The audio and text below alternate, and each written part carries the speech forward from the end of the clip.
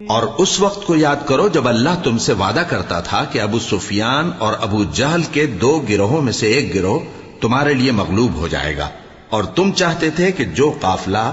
بے شان و شوکت یعنی بے ہتھیار ہے وہ تمہارے ہاتھ آ جائے،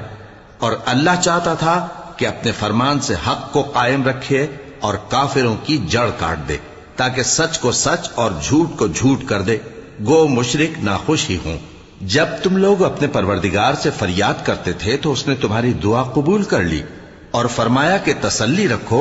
ہم 1000 فرشتوں سے جو ایک دوسرے کے پیچھے آتے جائیں گے تمہاری مدد کریں گے، اور اس مدد کو اللہ نے محض بشارت بنایا تھا کہ تمہارے دل اس سے اطمینان حاصل کرے،